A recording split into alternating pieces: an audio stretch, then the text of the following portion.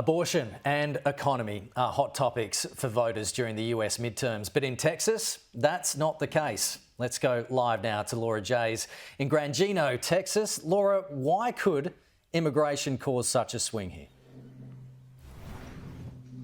Well, Kenny, this is Granjeno, South Texas, right near the Mexico border, where, as you can see, the Trump wall still stands. And immigration is a big issue in border towns like this. This is a Democrat stronghold and really has always been for almost 100 years. But that could all be about to change. A Trump-backed Republican congressional candidate could flip that in less than a week's time. And this is why, because 2.2 million migrants have crossed the southern border this year into the United States. That's just in 10 months as well. There's still 2 months of this year to go. That is a record under Joe Biden. So hundreds of migrants are crossing in areas like this every single day. Have a look at this drone vision we got from Fox News. This was just 3 days ago in an area called Normandy, about 5 hours from here. You can see just before sunrise, a group of around 100 migrants, very orderly, very organised, almost in single file, lined up to cross the border at Normandy. They moved through about 100 metres worth of scrub. Then they climbed onto a fence and onto a private ranch where they were apprehended. So that is happening right up and down the border each and every single day, and not always under the cover of darkness. As I said, this is a 3,000-kilometre border. It's very hard to patrol. To give you an idea, that is the distance from Cairns to Melbourne, but it doesn't stop this from being an ongoing issue. This morning, we were at one of the busiest border crossings in this particular district. It's on the Rio Grande. Just 100 metres of water separates Mexico and Texas. If you're attempting to cross at this particular point, it usually means you don't want to be detected. You don't want to have any record of you being in the United States at all. For Customs and Border Control, this is a daily challenge. Greg, thanks so much for your time. Can you just explain where we are and what you do here?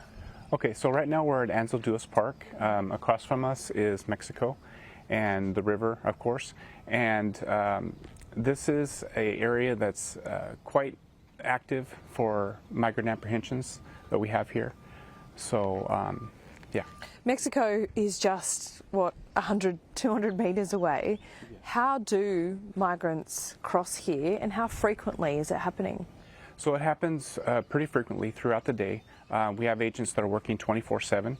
And what happens is they'll usually go on makeshift rafts that are overloaded. So what happens is the people that are on the rafts, whether it be women, children, they will a lot of times go overboard, and the smugglers have no care for them. And what they'll do is they're using them as cargo, and just to have increase their profit margins. So as you just heard, some are trying to elude apprehension. Some want to be caught straight away to be processed, because that is what the people smugglers or the transnational crime organisation is telling people is the best way to go. Just over 400,000 migrants have been picked up in the Rio Grande Valley sector alone. So to give you an idea of the area that we're in at the moment, that's 1/5 of the entire amount across the entire southern border in the last 10 months. That record has been broken under President Joe Biden's watch, and that's why Republicans are using that to maximum effect during this midterm elections. Now, you remember Texas Governor Greg Abbott. He's been putting migrants on buses to places like Washington, D.C., New York, other democratically held states. This is in an act of defiance, really. His counterpart, though, in Florida, Ron DeSantis, went one step further. He had planes waiting for migrants. He put them onto 2 planes and flew them into Martha's Vineyard. Now, Also, to give you an idea of what that means and the political stunt and the political message he was trying to convey there would be like taking asylum seekers in Australia and taking them to the richest resort towns like Hamilton Island, Noosa or Palm Beach, if you like. So that's the equivalence there. It's a political point that has resonated beyond some of these border towns, but also drawn the ire of some Democrats here too. I spoke to the San Antonio Sheriff, Javier Salazar. I don't think this is a Joe Biden issue. I don't think this is a Donald Trump issue. I think it's just an issue that to this point, I haven't seen any viable solutions to it. I'm not pretending to have all the solutions. All I am is a street cop that now, at this point in my career, I wear 4 stars on my collar, so when I speak, more people might listen, maybe. So I'm certainly able to give it my perspective from a cop's point of view. Maybe it's the answer, maybe it's not, but at this point, I don't hear any outstanding ideas being thrown around, and I certainly don't think that putting children on a plane and flying them across the country by deception is the answer. Is there some evidence that people do like the Ron DeSantis, Greg Abbott solution of making sure that these immigrants don't stay in Texas, that they're going to these other states, and the issue or the strain, the pressure is spread?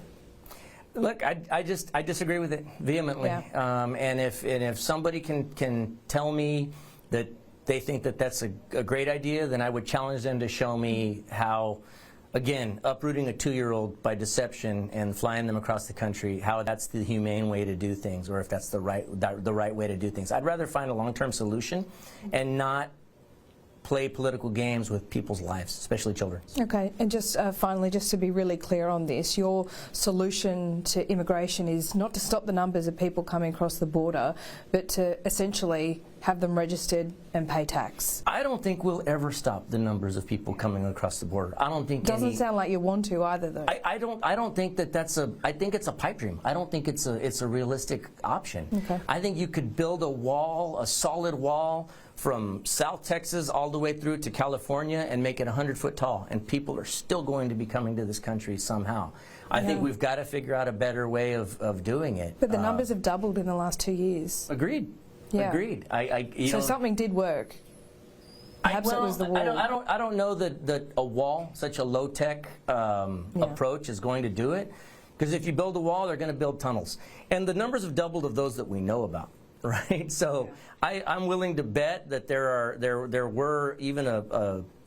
was even a number coming through that we didn't know about, you know. So I don't know that necessarily our data keeping has been the best as far as government goes. So that is the divide. Democrats see this as a humanitarian issue generally. Republicans see this as a border sovereignty issue. They want to control how many people come into the United States and how. This is certainly firing up the Republican base, and it might just work.